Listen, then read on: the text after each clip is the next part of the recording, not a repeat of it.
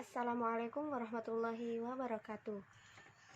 Kami dari kelompok 2 yang beranggotakan Nurul Afni Amalia, Farihatul Hasanah, dan Rahmatika Budi Asuti.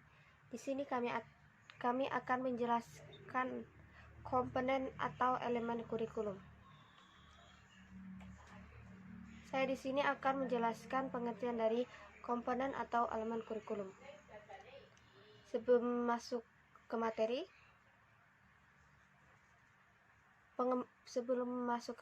di sini saya akan menjelaskan pengembangan kurikulum itu merupakan suatu hal yang dapat terjadi kapan saja sesuai kebutuhan pesatnya perkembangan ilmu pengetahuan dan teknologi secara perubahan yang terjadi dalam kehidupan bermasyarakat. Kurikulum adalah rencana tertulis tentang kemampuan yang harus dimiliki berdasarkan standar nasional. Nah, pengertian dari komponen atau elemen kurikulum, yaitu salah satu tujuan keluaran pendidikan adalah agar siswa menguasai pengetahuan dasar dalam bidang matematika, IPA, IPS, dan bahasa agar dapat berpikir dan berkelakuan sesuai dengan tuntutan masyarakat. Tujuannya adalah menyorotkan sekolah sebagai suatu lembaga dan konsep-konsep dasar ilmu pengetahuan pada siswa.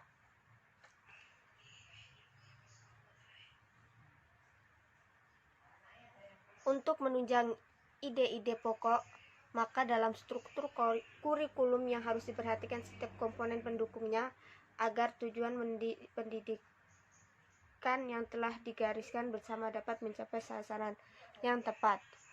Salah satu fungsi kurikulum adalah sebagai alat untuk mencapai tujuan pendidikan yang pada dasarnya kurikulum memiliki komponen pokok dan komponen penunjang yang berkaitan satu sama lainnya.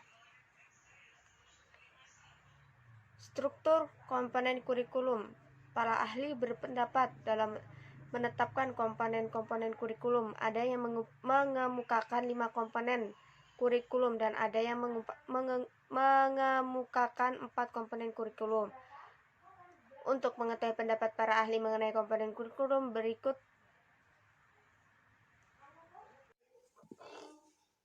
Pada bab ini akan memaparkan penjelasan dari 4 komponen inti yang membentuk kurikulum, yaitu komponen tujuan, yang telah dikemukakan bahwa dalam kurikulum atau pengajaran tujuan memegang peranan penting, akan mengarahkan semua kegiatan pengajaran atau mewarnai komponen-komponen berikut lainnya.